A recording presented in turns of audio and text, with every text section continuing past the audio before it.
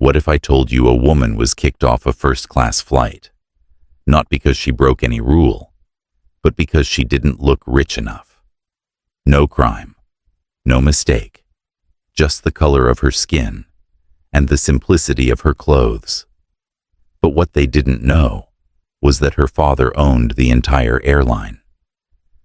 This isn't just a story about humiliation. It's about power perception and a reckoning 35,000 feet in the air.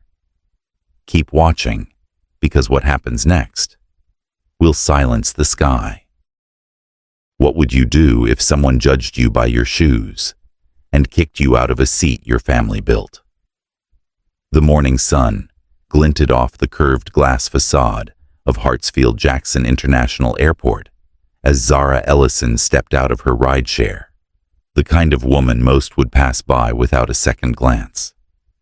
Her cream linen dress moved like a whisper against the Atlanta breeze, her flats soft and worn, her hair pulled into a bun held by a wooden pin. No designer handbag, no glittering watch. Just a canvas tote with a novel peeking out and a black leather passport holder in her hand. She looked like a schoolteacher, maybe an artist. Certainly not someone boarding first class on Ellison Airways, Flight 5017 to San Francisco. She moved with quiet purpose past travelers, wheeling away their monogrammed luggage, past luxury boutiques and espresso counters, her brown eyes soft, yet unshakable. At the TSA checkpoint, the agent scanned her boarding pass and blinked twice, clearly surprised. "You're in 1A?" he asked. Not unkindly, just confused. Zara nodded, offering a gentle smile. "Is there a problem?" He shrugged, waved her through.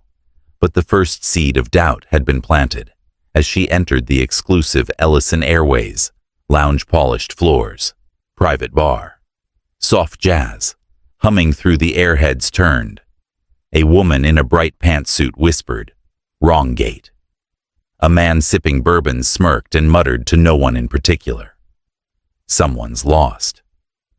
Zara didn't react. She approached the front desk, presented her boarding pass. The receptionist, a young blonde named Chloe, took one look at the ticket, then at Zara's sandals, and blinked. Just a moment," she said, forcing a smile, tapping her keyboard a little too long. Behind her, another guest chuckled audibly. Zara's hands remained steady on the counter. "Is there an issue?" Chloe shook her head, still typing. "No, ma'am, just verifying." But her eyes said everything. A beat later, Chloe forced a smile. "You're all set. Please enjoy the lounge." Zara nodded and walked in, finding a quiet corner by the window where the light spilled in soft gold. She pulled out her book, the page already dog-eared, but the whispers didn't stop. A businessman in Gucci loafers whispered to his assistant, "Bet she's flying standby." Another leaned close to his wife and murmured, "Probably someone's assistant using a pass." Zara read calmly, her breath, even as the terminal buzzed around her, like a hive that didn't know it had just poked the queen. The flight was called. She walked gracefully to the gate where the first-class boarding lane awaited. The attendant barely glanced at her boarding pass before raising an eyebrow. "Ma'am, are you sure this is the right class?" Zara looked up, meeting her eyes. "Yes." The attendant hesitated. The line of wealthy passengers behind her began to stare. One scoffed, another rolled their eyes, and just like that, the storm began. The moment Zara stepped into the boarding line for first class, the atmosphere shifted. It was subtle at first, a quick glance from the woman in pearls. 2 places ahead, a double take from the man in a fitted blazer, scrolling his phone. Then came the quiet murmurs, the stiffened backs, the unspoken questions. What is she doing here? Did she get lost? Is this some kind of mistake? Zara adjusted the strap of her soft leather toe-ties, forward posture steady, but the tension tightened around her, like invisible rope. The gate agent smiled with a tightness that didn't reach her eyes. "Boarding group 1?" she asked. Tilting her head toward Zara's modest outfit, Zara nodded and handed over her pass. The woman scanned it, and for a second, her brow furrowed. Then she forced a polite grin. "Welcome aboard." But the skepticism in her tone told the truth. Zara entered the jet bridge with dignity, the sound of designer heels behind her, echoing like judgment. When she reached the door, the flight attendant blinked at her, then forced a cheerful greeting. "Good evening, ma'am. Can I see your ticket again?" Zara handed it over. The attendant's eyes scanned it, then scanned Zara again. Linen dress, brown skin, no makeup, natural hair. Her smile faltered one moment. She stepped away, murmuring to a colleague. A man in a navy uniform approached, next his walk, brisk clipboard in hand. "Is there a problem here?" he asked. "We just need to confirm a seating detail." Zara felt it then. The scrutiny, the doubt, the assumption that she was in the wrong place, that her presence was an anomaly, that her blackness, her simplicity, was a threat to the illusion of luxury. She watched as the couple behind her whispered. The woman pointed toward Zara's shoe, clean but well worn. The man chuckled, shaking his head. "Not exactly first-class material," he said, not bothering to lower his voice. Another passenger, a young influencer type with a camera around his neck, snapped a photo, muttering, "This is gonna be a funny tweet." Zara said nothing. She stood tall, waiting. Her heart beat steady, but the weight of 1,000 assumptions pressed against her ribcage. "Everything's in order," the attendant finally said, returning her ticket. "You're in 1A." But the damage was done. As she entered the first-class cabin, she could feel the stairs sticking to her skin like thorns. She moved to her seat, head high, and stowed her bag. Across the aisle, a woman in a silk scarf whispered to her husband, "Maybe it's a surprise upgrade." The man smirked. "Or she's somebody's assistant, trying to be somebody." Their laughter was muffled but sharp. Zara sat down, crossed her legs, and looked out the window. She'd been here before, in rooms where she didn't look like she belonged, in spaces where presence alone sparked discomfort, but this felt more personal, more performative, like her existence in that seat was a disruption to their curated world. As the rest of the passengers filed in, the attendants made a point to offer drinks to everyone, except her. When she politely asked for water, the stewardess nodded, but never returned. Minutes passed. The overhead bin above her remained mysteriously closed. She overheard another attendant say, "Some people just book the wrong flight." Zara breathed slowly, reminding herself not to react. That's what they wanted, a rise, a slip, something to validate their prejudice. She wouldn't give it to them. Still, her chest burned. Then came the final blow. The woman across the aisle leaned over with a smile, too wide to be kind. "I just want to say, I admire your confidence," she said. "Really coming here dressed so natural. Not everyone has the courage." Zara looked at her, not with anger, but with something colder, a knowing. "It doesn't take courage," she said. "Just a boarding pass." The woman blinked, silence fell, but Zara could feel the contempt lingering. She could taste it in the air like smoke. And she knew this flight would not be peaceful. Zara stepped into the first-class cabin with quiet dignity.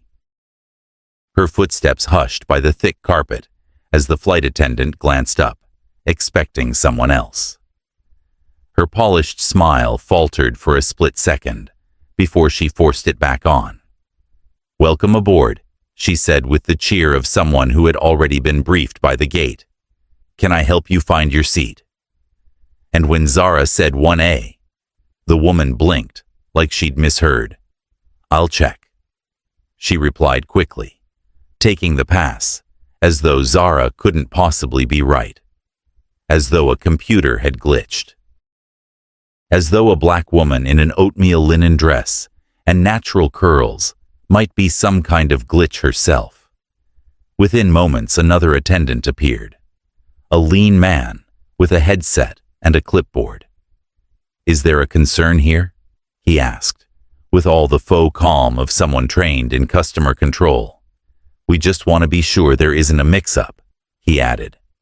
And now, Zara felt it, everyone looking. The man in 2A peeking over his newspaper. The woman in 1C shifting her Prada bag like Zara's proximity might stain it. The whispers were soft but sharp. "She's probably in the wrong cabin. Should we call security?" That girl in first. Still Zara held steady, standing before the seat she had paid for. The seat she had selected online, weeks ago for her father's birthday trip.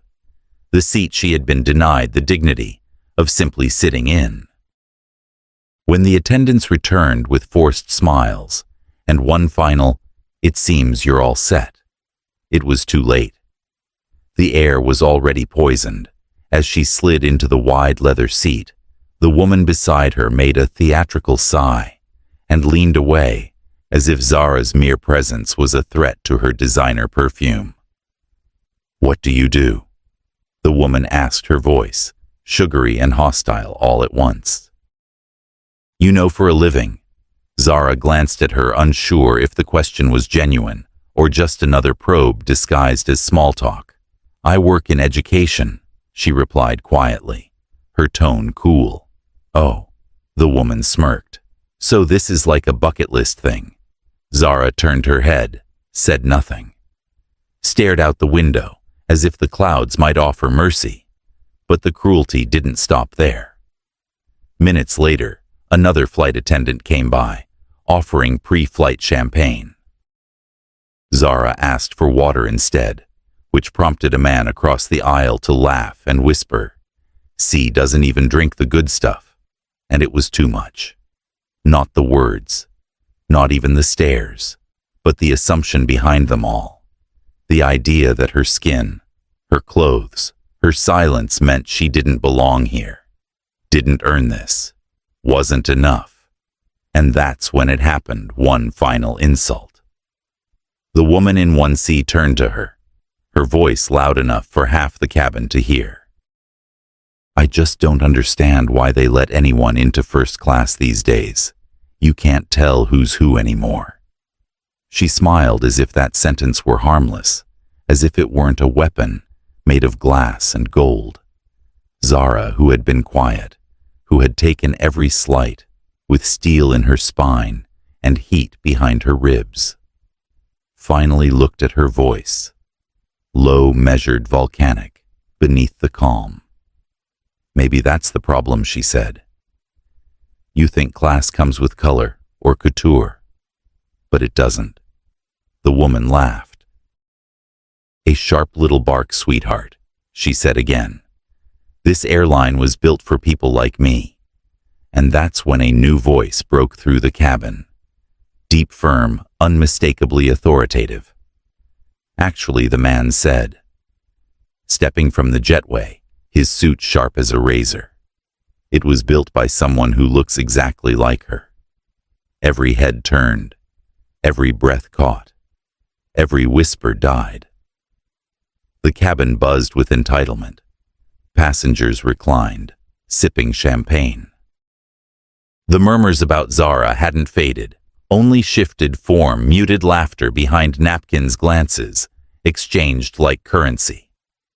A flight attendant leaned toward another, whispering, "Still no idea how she ended up here." The other shrugged. "Could be a fluke, or someone's assistant trying to get cute." Zara sat motionless in seat 1A, eyes fixed on the page of a book she wasn't reading. She could feel the weight of them all like 100 invisible hands pressing against her dignity. She was used to this kind of scrutiny. But not like this. Not this raw. Not this loud. Not this cruel. Then the pilot's voice broke the tension, calm and smooth over the speaker. Ladies and gentlemen, we're experiencing a brief delay while we await a last-minute VIP boarding. Thank you for your patience. The moment stretched. Passengers began speculating. Probably some Saudi prince, someone muttered, or a celebrity who can't be bothered to arrive on time. Another quipped.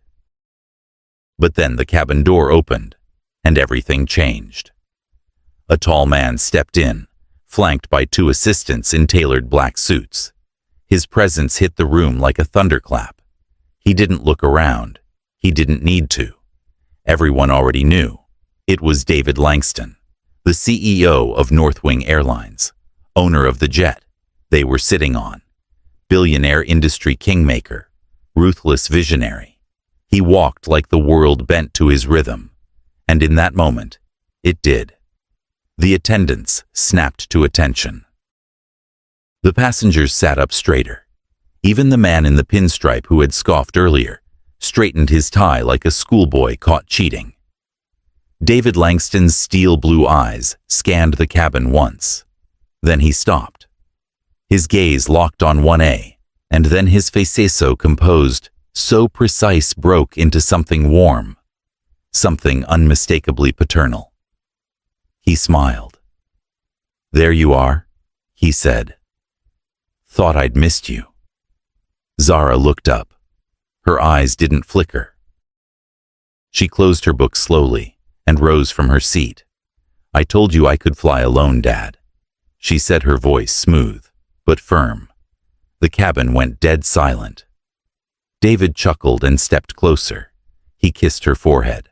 "I know. But after the messages I got from my staff about a suspicious woman in first class, I thought I'd stop by and see the so-called security risk for myself." He turned to the nearest flight attendant, one of the women who had ignored Zara's requests earlier. "Would you mind telling me who made that report?" His tone was velvet-wrapped iron. The woman blanched. "Don't know, sir. I think it came from someone at the gate." David raised an eyebrow. "Then I suggest you find out, and fast. Because that suspicious woman is my daughter, and she has more ownership in this airline than you have years of experience." A collective gasp rolled through the cabin like a ripple of shame. The man in the fitted blazer covered his face with his napkin. The influencer lowered his phone. The couple across the aisle looked like they wanted to sink into their seats. David's assistant leaned over and whispered something. David nodded. "We'll deal with that later." He turned back to Zara. "You good, Zara?" Smiled softly. "I was. Until the entire cabin decided I didn't belong." David's jaw clenched. His eyes swept the rows of faces now pretending they hadn't been part of the mockery. "That's funny," he said. "Because she's the one who helped design this class. The amenities, the service protocols, the whole experience. You've been enjoying her vision while spitting in her face." The silence was thick. Embarrassment coated the air like smoke. No one spoke. No one blinked. Zara returned to her seat, calm as ever. David leaned in once more. "You still want to take the flight?" She nodded.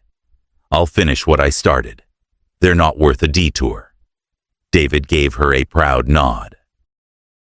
"Text me if you need anything. I'll be waiting when you land." He turned to leave, then paused. "Ohand," to whoever denied her water and service earlier. His voice dropped a tone. "You're done." As he exited the cabin, exhaled, but the shame remained. Zara sat back in 1A, eyes forward. Now they weren't just looking at a black woman in linen. They were looking at the daughter of power. And all they saw in their own reflection was everything ugly they'd refused to admit. The aftermath began before the wheels left the runway. A single photo, leaked Zara Langston, daughter of Northwing CEO, seated in 1A while an attendant hovered a full row away, tray in hand, eyes averted. It spread like smoke through dry brush. The caption was simple. They tried to humiliate the CEO's daughter. Within hours, it was everywhere. Twitter exploded. TikTok was ablaze with reaction videos. News anchors recited the play-by-play, like a national scandal. But the fallout inside the airline was even faster. By the time Zara landed at SFO, Northwing's upper brass were in emergency sessions. Executives scrambled to track which employees were involved. David Langston didn't just request name. She demanded them. The internal footage was reviewed. Audio extracted. The comments.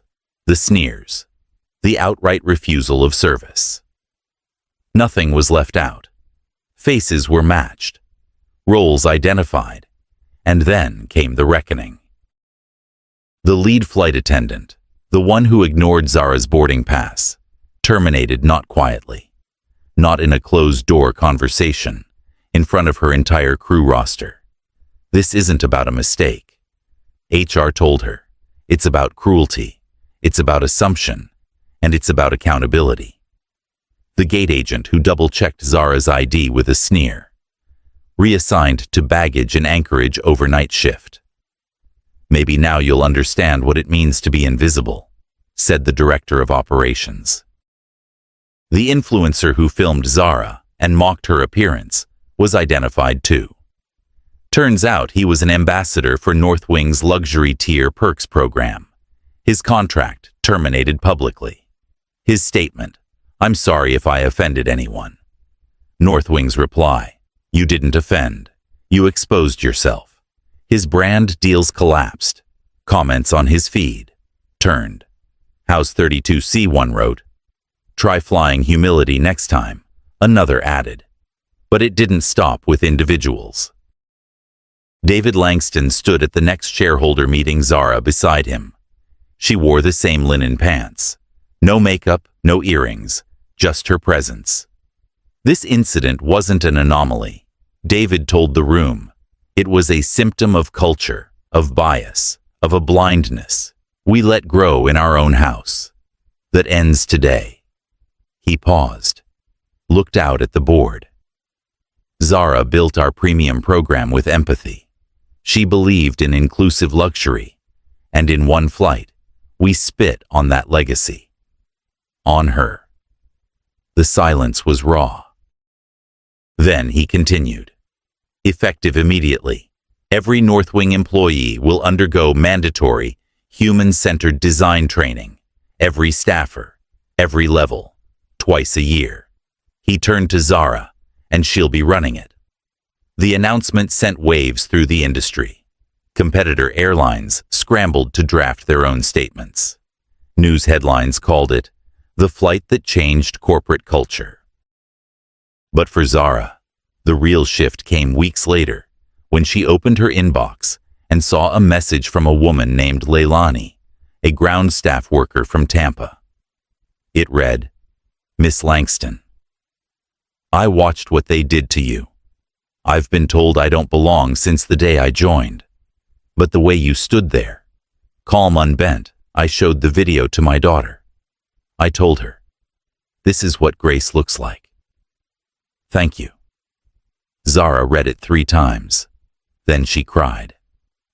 Not because of the pain, but because the pain had finally meant something, not just for her, but for someone else. Months later, the whispers at airports had changed, not the hushed cruelties of before, but reverent echoes. That's Zara Langston, someone would murmur at JFK, the one who changed everything. And they were right. Because Northwing wasn't the same airline anymore. Not after her. Not after what happened in that sky. Every staff member from janitor to captain went through the Zara Langston program. It wasn't about public image.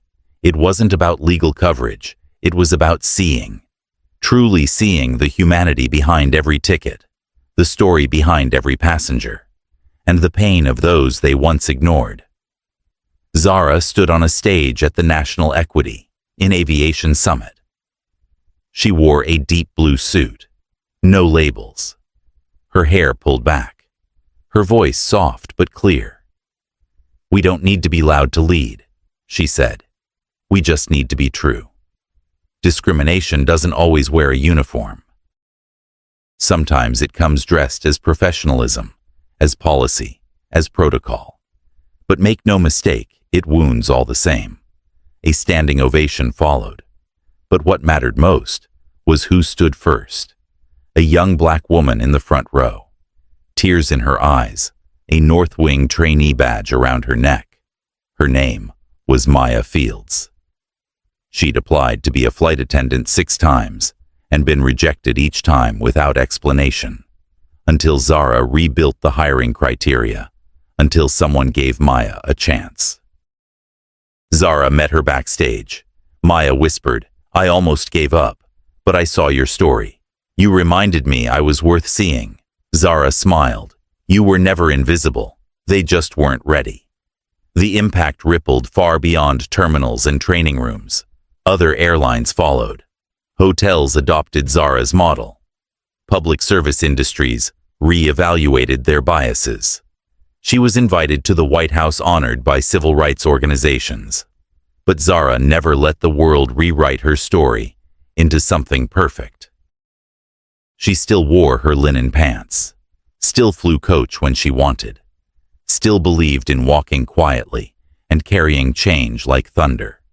And as North Wing expanded its new global equity program, it was renamed in her honor. The Zara Initiative. Years passed. Her father eventually retired. Zara took his seat not just as CEO but as a symbol, not of power but of purpose. At her first board meeting as chairwoman, she opened with a photo. The photo. The one taken the day they kicked her off the plane.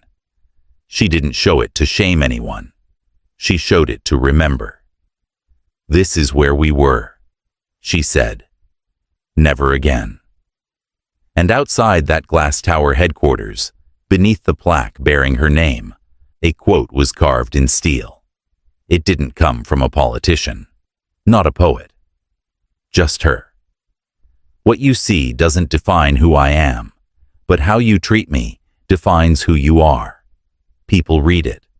Some nodded, some cried, some changed, and that was the point. Not vengeance, not fame, just change, real, enduring, human.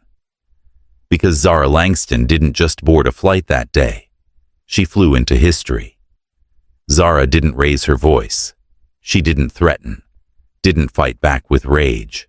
She simply stood, and the world trembled. She turned cruelty into culture change, turned silence into policy, and turned shame into a legacy that uplifts the invisible. So next time you board a flight, sit in a meeting, or serve a stranger, ask yourself, are you seeing a person or judging a story you don't know yet? Because this wasn't just one woman's victory. It was a reminder that the people we underestimate are often the ones who own the ground we walk on. And sometimes the quietest girl on the plane is the daughter of the man who built the sky.